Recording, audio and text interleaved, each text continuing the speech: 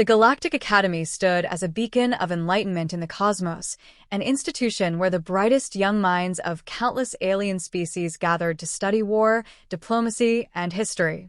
In the grand lecture hall, the air hummed with anticipation as the professor, a wizened being with shimmering, translucent skin, prepared to deliver a lecture on the galaxy's most pivotal conflicts. Among the audience sat Yarlik, a student from the Varnak species, known for their unyielding curiosity and keen intellect. Yarlik's 4 eyes blinked in unison as they noticed an odd omission in the syllabus. As the lecture commenced, the professor recounted the great wars that had shaped the galaxy, detailing the rise and fall of empires. But when the topic of humanity arose, the professor spoke only briefly. Humans, he said, his voice weighted with something unnameable, are the sole species banned from participating in galactic wars. The statement lingered in the air, unanswered, as the professor swiftly moved on to other topics. Yarlik leaned closer to a fellow student, their voice a hushed whisper. "Why are they banned? What did they do?" The other student, a towering, insectoid being, merely shrugged. "Humans are primitive. Perhaps they were too weak for war." But Yarlik wasn't satisfied. They had read fragments about humans before, ancient records mentioning Earth's fierce inhabitants. Weakness didn't align with what little they knew. Their kind had a reputation for pursuing answers relentlessly, and Yarlik felt the first stirrings of a quest forming within them. After the lecture, Yarlik approached the professor, their voice polite but insistent. Why were humans banned from the galactic stage? What made them different? The professor regarded Yarlik with a piercing gaze, as if weighing whether the young Varnak was prepared for the truth. Finally, he spoke. Humans are unlike any species you will ever study. Their banishment was a matter of necessity, not choice. If you wish to understand, start with their history. But be warned, understanding comes with a price. The cryptic response only fueled Yarlik's determination. Over the next several days, they delved into the Academy's archives, navigating layers of restricted access and encrypted files. What little information was accessible painted a picture both fascinating and unnerving. Humans had emerged on a planet fraught with adversity, an environment that demanded innovation and resilience at every turn. Yarlik read of how humans had mastered fire, conquered their environment, and built civilizations from the ashes of countless conflicts. They learned of the species' peculiar knack for cooperation, even in the face of insurmountable odds, and their unparalleled ability to adapt and overcome. Yet there was something else, an underlying threat of destruction, a capacity for violence that seemed both calculated and instinctual. The more Yarlik read, the more their curiosity deepened. How could a species so small, so seemingly fragile, inspire such fear in the galaxy's most advanced civilizations? They didn't have the answer yet, but one thing was clear. Humans were not to be underestimated.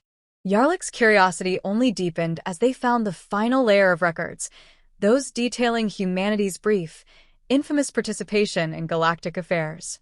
These files were guarded not for their technical secrets, but for the sheer impact they carried, a stark warning to any who dared forget why humans had been banned. The account began with humanity's first contact, a seemingly peaceful exchange between Earth and a diplomatic envoy from the United Galactic Council. Initially, humans had appeared eager to join the greater galactic community. They exchanged knowledge and culture, quickly adapting to alien technologies. But tension arose when a territorial dispute erupted between the humans and a militaristic species, the Zorath. What followed was a conflict unlike anything the galaxy had seen. The Zorath, confident in their technological superiority and numerical advantage, underestimated the humans. They expected a brief, decisive victory. Instead, they faced a war that defied every principle of galactic combat. Humans fought with an intensity and creativity that stunned their enemies. While most galactic species adhered to structured, predictable strategies, humans thrived on improvisation. They used the terrain to their advantage, laying ambushes in asteroid fields and sabotaging supply lines. They employed tactics that the Zorath had no counter for: psychological warfare, misinformation campaigns, and even hacking into enemy communications to spread false orders. But it wasn't just their methods that terrified the galaxy, it was their mindset. Humans treated war as a test of survival, not just a contest of strength. They didn't fight to win, they fought to ensure their existence. Stories from Zorth survivors spoke of human soldiers who refused to surrender, who kept fighting even when all hope seemed lost. One particular incident became the defining moment of the conflict.